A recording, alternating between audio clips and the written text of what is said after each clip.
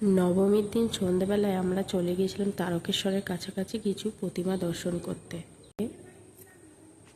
প্রথমে আমরা জয়কৃষ্ণ বাজার পেরিয়ে যে সামনে একটা পুজো হয় রাস্তার মাঝখানটায়, সেখানে গেলাম।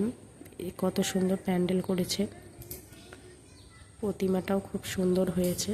সেখান থেকে আমরা বেরিয়ে পড়লাম। গোটা রাস্তাটা কি সুন্দর লাইট দিয়ে সাজিয়েছে, খুবই ভালো লাগছিল। সেখান থেকে সোজা শাহপুর মাঠে চলে গেলাম, যেখানে দুর্গাপুজোটা খুব বড় করে হয়, কত রকমের মেলা বসেছে, প্যান্ডেলটাও খুব সুন্দর করেছে।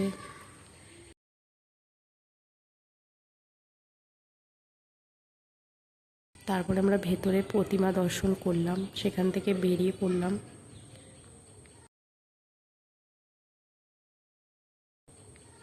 এই যে আমার বরমশাই, যখনই ভিডিও করতে যাচ্ছে খালিতে চলে যাচ্ছে। আর পেছনে আমার ননদ, ও তো ভিডিও করতে চায় না, যেমন দাদা তার তেমন বোন।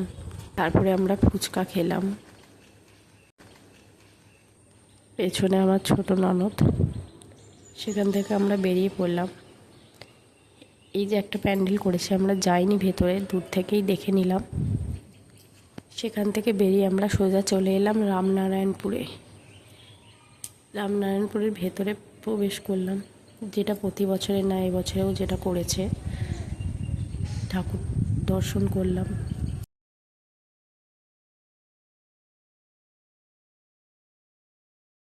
সেখান থেকে বেরিয়ে আমরা মুক্তারপুর নূরতলায় চলে এলাম।